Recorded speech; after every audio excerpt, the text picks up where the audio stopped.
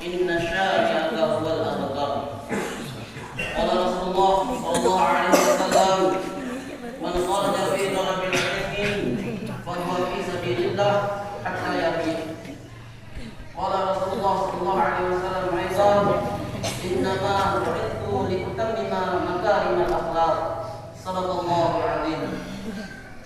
Hadirin wal hadirat jamaah salat Idul Adha yang insyaallah dimuliakan dan dirahmati oleh Allah Subhanahu wa taala. Alhamdulillah, di pagi yang sangat mulia ini kita sebagai hamba Allah Subhanahu wa taala tetap harus merasa bersyukur kepada Allah, sebab dengan nikmat sehat, nikmat sempat, kita dapat berkumpul berijtimah di tempat yang sangat mulia ini. Salawat dan salam kita haturkan juga kepada junjungan alam Nabi besar Muhammad sallallahu alaihi wasallam. Sebab dengan perjuangan beliau kita dapat mengenal yang namanya Islam. Kita dapat mempelajari melaksanakan ajaran beliau dengan baik dan benar melalui hadis-hadis beliau. Sepantasnya kita bersolawat kepada beliau, semoga kelak di yaumil qiyamah kita mendapatkan syafaat beliau. Allahumma shalli ala sayyidina Muhammad wa ala ali sayyidina Muhammad. Allahu akbar, Allahu akbar, Allahu akbar walillahil hamd. Alhamdulillah, kita telah melaksanakan yang namanya salat Idul Adha, di mana setelah ini dalam syariat Islam kita diperintahkan oleh Allah untuk melaksanakan yang namanya kurban. Melaksanakan perintah Allah yang berupa kurban ini berawal dari sejarah Nabi Ibrahim alaihissalam, yang dimana Nabi Ibrahim alaihissalam ini adalah bapak daripada segala nabi. Nabi yang memiliki suatu ujian dan tantangan dari Allah Subhanahu wa taala yang begitu besar. Pada malam tanggal 8 Zulhijjah, Nabi Ibrahim alaihissalam ini bermimpi bertemu dengan Allah Subhanahu wa taala, dan di dalam mimpinya beliau diperintahkan oleh Allah untuk menyembelih putra kesayangannya. Di pagi hari yang cerah beliau terbangun dari tidurnya dan seraya merenung sedalam-dalam perenungan, apakah benar yang tadi malam itu adalah perintah dari Allah Subhanahu wa taala. Karena tiba-tiba Allah memerintahkan kepada saya, kata Nabi Ibrahim alaihissalam, untuk menyembelih putra kesayangannya, di mana beliau ini sudah lama sekali tidak memiliki anak, dan beliau memiliki anak sudah usia yang sangat sepuh, sekitar umur 86 tahun, baru beliau memiliki anak dari pasangan yang bernama Siti Hajar. Oleh karenanya Nabi Ibrahim alaihissalam sangat merenung sedalam-dalam perenungan, apakah ini benar bahwasanya mimpi ini dari Allah Subhanahu wa taala. Dengan kesedihan kegalauan yang sangat mendalam, maka dikenallah istilah itu menjadi hari tarwiyah. Hari tarwiyah di zaman umat Nabi Muhammad SAW sekarang ini kita dianjurkan pada tanggal 8 itu untuk berpuasa. Berpuasa tarwiyah, yang di mana tarwiyah bermakna perenungan yang sangat mendalam, yang diambil dari sejarah pula Nabi Ibrahim alaihissalam merenungi mimpinya. Tidak lepas dari itu sampai dengan tanggal 9 Zulhijjah, Nabi Ibrahim alaihissalam bermimpi lagi bertemu dengan Allah. Di dalam mimpi yang kedua ini pada tanggal 9 Zulhijjah, Allah Subhanahu wa taala memerintahkan lagi kepada Nabi Ibrahim alaihissalam bahwasanya mimpi yang itu adalah benar adanya. Seketika itu pada tanggal 9 Zulhijjah beliau mengetahui jawabannya, bahwasanya mimpi yang diperintahkan oleh Allah untuk menyembelih putranya adalah benar. Sehingga pada zaman umat Nabi Muhammad SAW yang sekarang dikenal dengan hari Arafah. Dengan makna hari Arafah, Arafah bermakna pengetahuan. Pengetahuan sebab Nabi Ibrahim alaihissalam mengetahui jawaban daripada mimpi pada tanggal 8, sehingga kita disunahkan puasa pada hari Allahu Akbar, Allahu Akbar, Allahu Akbar, walillahil hamd. Hadirin wal hadirat, jamaah salat Idul Adha rahimakumullah. Berawal dari sejarah tersebut, maka Nabi Ibrahim alaihissalam sebagai seorang pemimpin keluarga, sebagai seorang ketua keluarga, sebagai pemimpin yang baik, beliau menanyakan kepada istrinya terlebih dahulu terkait tentang perintah Allah Subhanahu wa taala yang mau menyembelih anak kesayangannya sendiri. Bagaimana perasaan seorang nabi ketika itu yang sejak lama mengidam-idamkan anak kesayangannya, lalu diperintahkan oleh Allah untuk disembelih anaknya sendiri. Namun Nabi Ibrahim alaihissalam tidak gentar. Beliau mendiskusikannya dengan istrinya, yakni Siti Hajar. Dan Siti Hajar pun dengan dibekali iman yang tinggi kepada Allah, maka beliau pun mengiyakan untuk menjalankan perintah Allah Subhanahu wa taala tersebut. Tidak lepas dari itu, sebagai seorang ayah yang baik, Nabi Ibrahim alaihissalam pun meminta izin kepada anaknya yang bernama Ismail alaihissalam. Pada saat itu Nabi Ismail belum diangkat menjadi nabi karena masih berusia yang kanak, berusia yang kecil, sehingga Nabi Ibrahim alaihissalam berdiskusi dengan baik, berbicara dengan baik kepada anaknya, bahwasanya beliau pernah bermimpi bertemu dengan Allah dan dalam mimpinya diperintahkan untuk menyembelihnya. Alhamdulillah, dengan hati yang penuh keikhlasan, hati yang penuh kesabaran yang ditanamkan dalam diri Nabi Ibrahim, Nabi Ismail alaihissalam, lalu Nabi Ismail alaihissalam menguatkan tekad ayahnya untuk menjalankan perintah Allah tersebut. Allahu Akbar, Allahu Akbar, Allahu Akbar, walillahil hamd.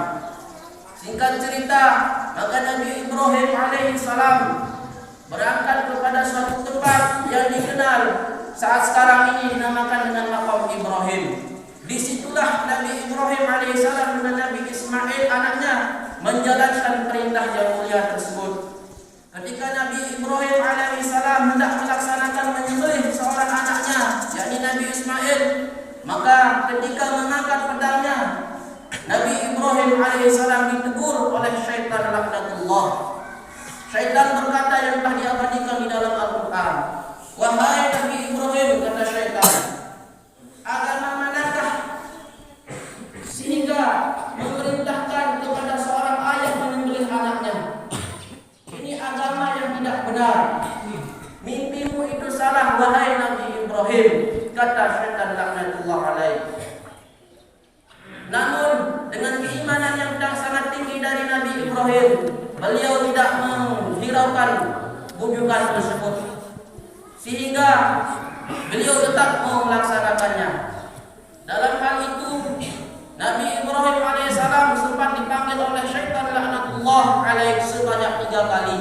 Namun setiap kali beliau dipanggil, beliau melempar dengan batu yang sangat keras. "Pergilah engkau wahai syaitan, jangan menggoda kami. Kami ini sedang melaksanakan perintah Allah." Maka dikenallah dalam sejarah perjalanan orang yang menjalankan ibadah haji, yaitu melempar jumrah, yang 3 kali jumrah, pula jumrah wusta dan yang terakhir jumrah Aqabah. Itulah sejarah daripada lempar jumrah, yakni bermula dari sejarah Nabi Ibrahim alaihissalam melempar syaitan laknatullah alaih ketika menyembelih ibadah. Allahu Akbar, Allahu Akbar, Allahu Akbar, walillahil hamd. Sehingga alhamdulillah ketika beliau pada potongan yang terakhir atau kepada penyembelihan yang pengangkatan pedangnya yang terakhir, maka pada saat itu pula Nabi Ismail alaihissalam dengan izin Allah diganti dengan seekor kambing. Pada saat itu pula Nabi Ibrahim alaihissalam sangat bersyukur atas peristiwa tersebut. Bersyukurnya beliau bersujud kepada kehadirat Allah dengan 4 kali sujud. Sujud yang pertama menandakan bahwasanya beliau sangat bersyukur kehadirat Allah bisa menjalankan tugas baik yang diperintahkan oleh Allah Subhanahu wa taala. Sujud yang kedua yang dilakukan oleh Nabi Ibrahim alaihissalam bersyukur atas kehadirat Allah, tidak digoda, tidak tergoda oleh yang namanya syaitan. Sujud yang ketiga, Nabi Ibrahim alaihissalam bersyukur atas kehadiran Allah karena mendapati anak yang sabar, anak yang ikhlas, rela menjalankan perintah Allah. Dan sujud yang terakhir, yakni Nabi Ibrahim alaihissalam bersyukur kehadiran Allah karena kurban yang diperintahkan oleh Allah diganti dengan seekor kambing. Sehingga 4 kali sujud ini dikenal di dalam Islam yang dinamakan dengan sholat zuhur 4 rakaat. Hadirin wal hadirat jamaah sholat Idul Adha rahimakumullah. Alhamdulillah, dari sejarah kurban ini kita dapat mengambil sebuah kesimpulan yang pertama, bahwasanya setiap perintah Allah Subhanahu wa taala yang mana kita harus melaksanakannya dengan sebaik-baik pelaksanaan. Entah itu harus kita korbankan yang namanya duniawi, istri yang kita cintai kita harus korbankan, anak yang kita sayang-sayangi seperti Nabi Ibrahim pun harus kita korbankan demi melaksanakan perintah Allah Subhanahu wa taala. Namun dalam kehidupan saat ini perlu kiranya alhamdulillah kita sudah disyariatkan untuk berkurban, menyembelih kerbau, sapi, kambing dan lain hal sebagainya. Oleh karenanya untuk mengimplementasikan apa yang disyariatkan oleh Nabi Ibrahim, maka di ajaran Nabi Muhammad ini kita senantiasa harus yang namanya berbuat baik, dalam arti jika diperintah oleh Allah untuk mendirikan sholat maka dirikanlah semampunya. Allahu Akbar, Allahu Akbar, Allahu Akbar, walillahil hamd. Kesimpulan yang kedua yang dapat kita ambil dari sejarah Nabi Ibrahim alaihissalam, yaitu tentang kepemimpinan beliau, terutama di dalam keluarganya. Ketika beliau sebagai seorang ketua keluarga atau pemimpin keluarga, tidak henti-hentinya bila mana ada suatu perintah, maka beliau berdiskusi, berbicara, bermusyawarah dengan baik, baik itu dengan istrinya, baik itu dengan anaknya, sehingga dengan musyawarah yang baik di dalam keluarga, maka insya Allah akan terjamin hidup bahagia dalam rumah tangga. Kesimpulan yang ketiga dari sejarah dirayakannya Idul Adha ini, yaitu kita diperintahkan oleh Allah Subhanahu wa taala untuk senantiasa menjalankan perintah itu dengan ikhlas, menjalankan perintah itu karena Allah semata. Karenanya kalau kita beribadah kepada Allah, maka beribadahlah karena Allah semata. Allahu Akbar, Allahu Akbar, Allahu Akbar, walillahil hamd. Hadirin wal hadirat jamaah salat Idul Adha rahimakumullah. Di saat virus corona menyebar, berbagai macam penyakit, kita batuk, demam, panas, pernah dikatakan oleh seorang ulama, maka rajinlah kita melaksanakan sholat, baik sholat berjamaah di rumah maupun di masjid. Sebab dengan hal demikian maka kita akan terhindar dari segala macam penyakit. Kedua kalinya kita juga berdoa kepada Allah di tempat yang sangat mulia ini, di hari yang sangat mustajabah untuk kita semua. Semoga Allah melindungi kita semua dari segala macam penyakit, dilindungi dari segala macam mara bahaya, mara fitnah, mara petaka, sehingga kita dapat menjumpai hidup bahagia dunia sampai dengan bahagia di akhirat kelak. Amin amin ya rabbal alamin. Bismillahirrahmanirrahim. Inna a'tainakal kautsar fashalli li rabbika wanhar inna syani'aka huwal abtar. Barakallahu li wa lakum fil Qur'anil azim wa nafa'ani wa iyyakum bima fihi minal ayati